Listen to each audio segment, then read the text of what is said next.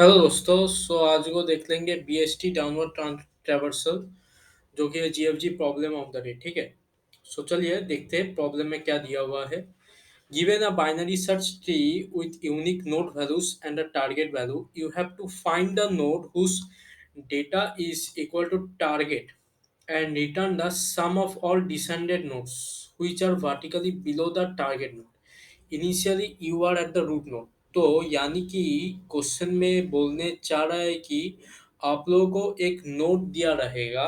ठीक है। और एक सम मतलब एक सम हमको रिटर्न करना है उन नोड्स की जो कि ठीक उसके नीचे है। जैसे कि आप लोग मतलब देख सकते हैं। और एक नोड दिया है, if target node is not present in the BST then return -1। ठीक है।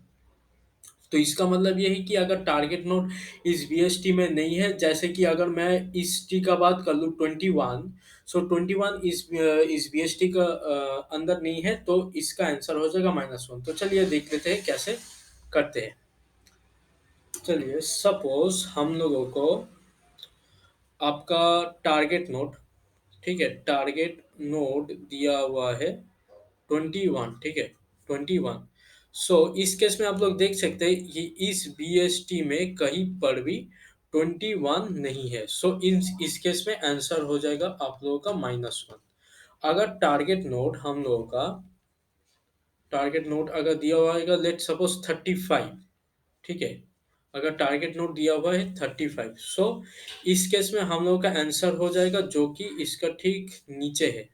तो 32 इसका आंसर हो जाएगा। Answer equal to 32। Let suppose हम लोग का टारगेट नोड अब 25 के बराबर है। ठीक है। 25 ये वाला नोड हो गया। इसका ठीक नीचे में कौन कौन नोड है? देखिए, एक तो हो गया 22, एक हो गया 30। ठीक है। अब यहाँ पर कंफ्यूजन आ सकती है कि 22 30 दोनों एक साथ कैसे हुआ। तो देखिए, इन दोनों का कैलकुलेशन ऐसे होता है। जो रूट है ना, उसको हम एक वर्टिकली वर्टिकली अगर मैं ये बात कहना चाह रहा हूँ कि अगर अगर ये वाला नोट 0 हो गया तो ये वाला क्या हो जाएगा? -1 -1, फिर ये -2, ये -2। ऐसे ही करके हम हर एक नोट को डिवाइड करने वाले हैं अपना मतलब वाई एक्सिस के। क्या बोलेंगे इसको? मतलब इसको हम ऐसे रिप्रेजेंट करें, हर एक नोट को अब ऐसे हम लोग रिप्रेजेंट करें। से 25। ये जीरोथ क्या बोलेंगे, जीरोथ वाई लेवल में है। ठीक है ना। अब ये 35 +1 में है, ये 20 -1 में है। सिमिलरली देखिए 22 लेकिन जीरोथ वाई वाई लेवल में है। ठीक है। और ये वाला 15 -2 में है। ये 30, ये वाला 30 जीरोथ वाइट लेवल में है। और ये 45 टूथ मतलब सेकेंड वाइट लेवल। ये वाला 32 फिर से आ जाएगा फर्स्ट। ठीक है। तो आप अब देखिए जीरो के नीचे कौन है जो वर्टिकली प्रेजेंट है। इस केस में क्या हो जाएगा आप लोगों का आंसर? 22 और 30। इस केस में 22 + 30 which will be equal to 52। 25 case में हम लोगों का आंसर हो जाएगा 52। ठीक है। चलिए अब हम देखते हैं कि कैसे इस प्रॉब्लम को सॉल्व करेंगे। ठीक है। मैं ये थोड़ा बहुत मिटा देता हूँ। एक सेकंड थोड़ा रुकिएगा। मैं ये समझ रहा हूँ कि आप लोगों को क्वेश्चन समझ में आ गया। ठीक है। बहुत ही आसान था क्वेश्चन। चलिए इसको फिर से थोड़ा ड्रॉ करते हैं। इस यहाँ पर था 25, यहाँ पर ये सर्कल मिस होगा, ये 35 है और ये आप लोगों का हो जाएगा। ठीक है। तो चलिए, हाँ, तो चलिए देखते हैं कैसे करेंगे। लेट सपोज हम लोगों का टारगेट नोट अब दिया हुआ है। एक बार फिर से टारगेट नोट दिया हुआ है 35। हम लोगों का पहला स्टेप, फर्स्ट स्टेप हो गया कि वो नोट को मतलब ढूंढिए।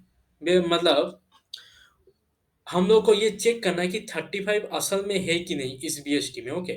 फर्स्ट स्टेप हो गया कि find that if 35 is present in the BST, okay, is present in the BST. सो इस केस में तो 35 प्रेजेंट है। अगर अगर प्रेजेंट है तो तब हम सेकेंड स्टेप डिस्कस करेंगे। नहीं तो अगर नहीं प्रेजेंट है तो तब हम लोग यहाँ से क्या कर देंगे, रिटर्न -1। ठीक है, रिटर्न -1। अब देखिए सेकेंड स्टेप हम लोग का क्या हो जाएगा। सो मैं ये थोड़ा मिटा दे रहा हूँ ये वाला में। ठीक है, सेकेंड स्टेप हम लोग का क्या हो जाएगा। तो हम लोग सेकेंड स्टेप अब डिस्कस करेंगे। सेकेंड स्टेप देखिए, जब हम नोड, अगर हम लोग के ये 35 नोड हो जाएगा तो तब हम एक नोड बोल के, मतलब node pointer x x declare करेंगे और यहाँ पर एक फाइंड को कॉल करेंगे। ठीक है, फाइंड रूट कॉमा टारगेट। ये टारगेट तो हो गया इंटीजर डेटा टाइप, और यहाँ पर हम लोग एक्स को मतलब भेजेंगे। क्यों?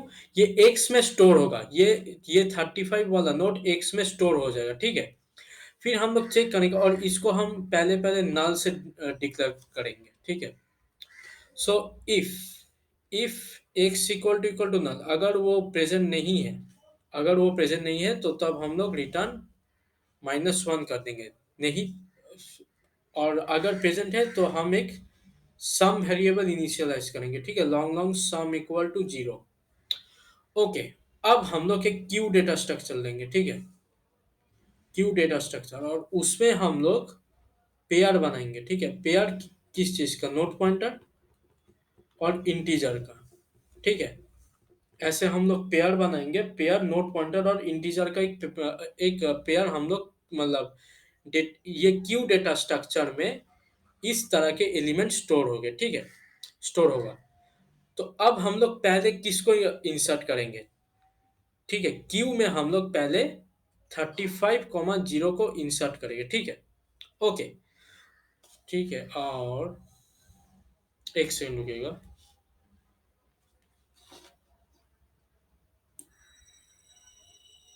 अच्छा, अब अब देखिए क्यू में तो ये स्टोर होगा, यानी कि क्यू डॉट पुश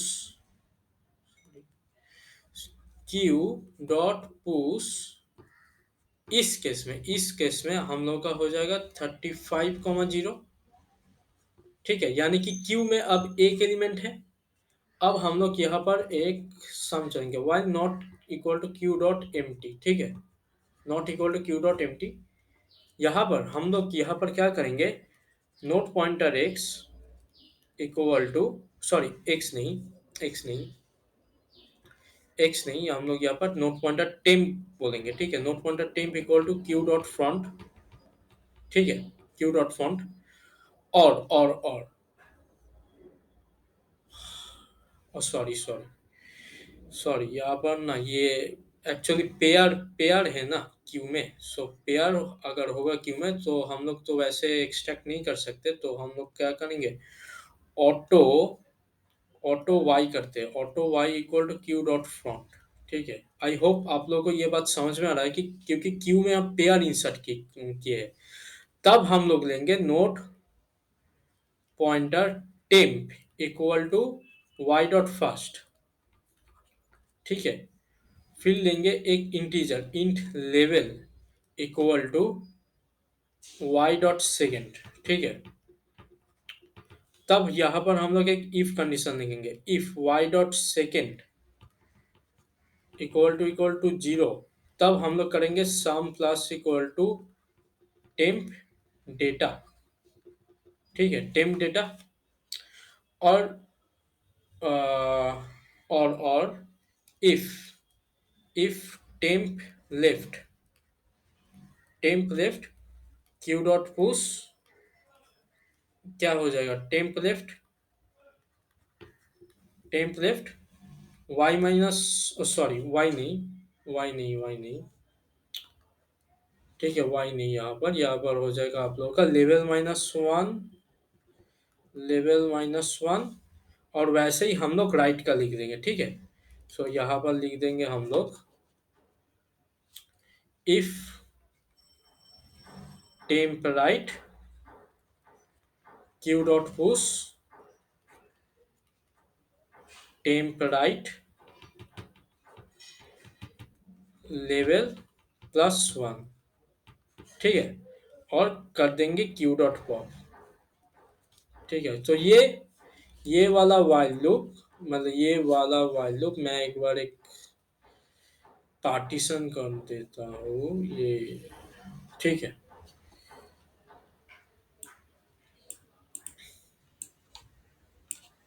सो देखिए गौर से, ये वाइल लूप, ठीक है, ये वाइल लूप आप लोग का चलता रहेगा जब तक क्यू का साइज 0 नहीं हुआ।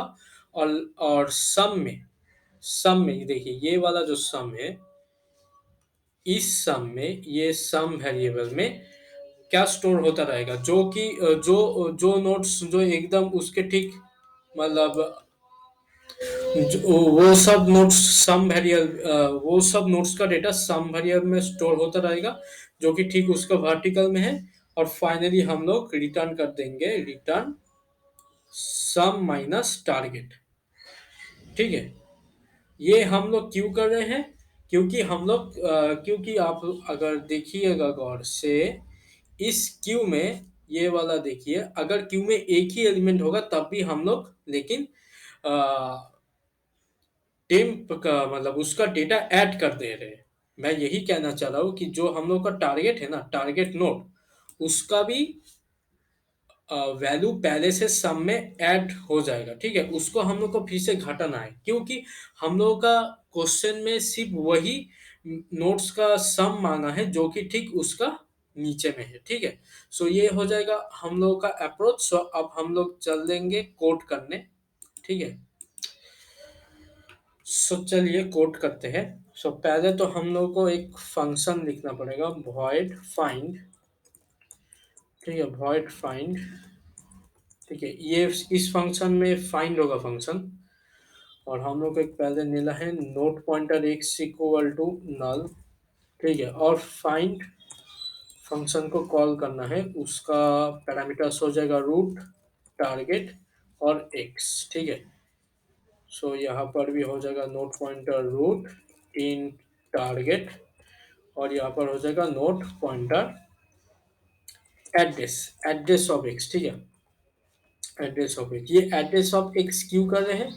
क्योंकि हम लोग को सीधा सीधा मतलब देखिए यहाँ पर 35 अगर नोट मिल गया ना, तो x में वो 35 वाला नोट रहना चाहिए, इसीलिए हम लोग यहाँ पर पॉइंटर्स का इस्तेमाल कर रहे हैं, यानी कि एड्रेस का हम इस्तेमाल कर रहे हैं।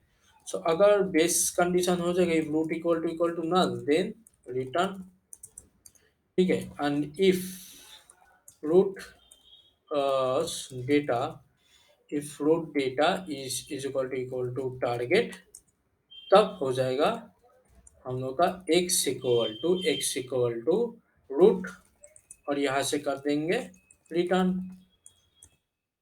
रिटर्न कर भी सकते हैं, नहीं भी कर सकते, कोई फर्क नहीं पड़ेगा। अगर टारगेट का value, if target is greater than root data, तब हम लोगों को राइट वर्ड्स जाना है, यानी कि फाइंड जो करना है हम लोगों को राइट वर्ड्स करना पड़ेगा। Root right, root right target comma x, and if else कर देंगे, एल्स कर देंगे find root left target comma x, ठीक है। ये हो जाएगा आप लोगों का फाइंड वाला फंक्शन। और यहाँ पर हम लोग को क्या करना है, if x equal to null, then कर देना हम लोग को रिटर्न -1, ठीक है। अगर टारगेट नोड प्रेजेंट ही नहीं है तो तब इतना कुछ करने का फायदा ही क्या। फिर हम लोग सम वेरिएबल को इनिशियलाइज कर देंगे, और एक क्यू लेंगे, क्यू डेटा स्ट्रक्चर, उसमें क्या रहेगा, pair of node pointer comma इन से ही हम लोग का काम चल जाएगा। और उसमें पहला एलिमेंट हो जाएगा क्यू डॉट पुश। अब क्या पुश करना पड़ेगा, हम लोग को x,0 पुश करना पड़ेगा, ठीक है, x,0 while not equal to q dot empty. तो जब तक हमारा वाइल लूप, मतलब क्यू का साइज 0 नहीं हो जाता, तब तक हम लोग का वाइल लूप चलता रहेगा। और यहाँ पर हम लोग एक ऑटो वाई करके लेना है, क्योंकि हम लोग क्या इंसर्ट कर रहे हैं, हम लोग पेयर इंसर्ट कर रहे हैं, उसमें से हम नोट डायरेक्ट नहीं निकाल सकते। तो अब हम लोग निकालेंगे नोट पॉइंटर टेम्प हो जाएगा आप लोगों का वाई डॉट फर्स्ट। ओके, और node pointer sorry int level is equal to क्या हो जाएगा वाई डॉट सेकेंड हो जाएगा।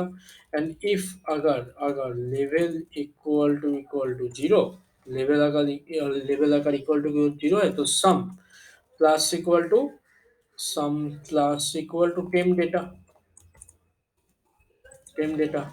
ठीक है, अगर अगर अगर इफ टेम्प लेफ्ट, तो तब हम लोग को क्या पुश करना पड़ेगा, क्यू डॉट पुश पेयर में टेम्प लेफ्ट तो पुश होगा ही, और इसमें क्या पुश हो जाएगा आपका लेवल -1।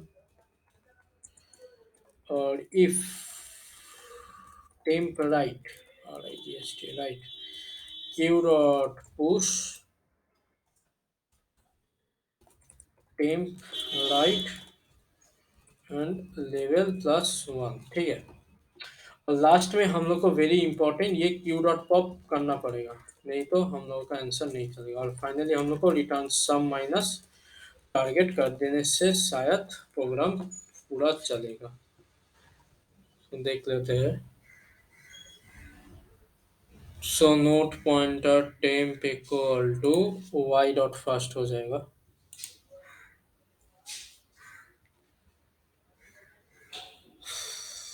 तो चलिए 32 मेरा आउटपुट और एक्सपेक्टेड आउटपुट सेम है। रन करते हैं। थोड़ा टाइम ले रहा है, थोड़ा सब्र रखिए।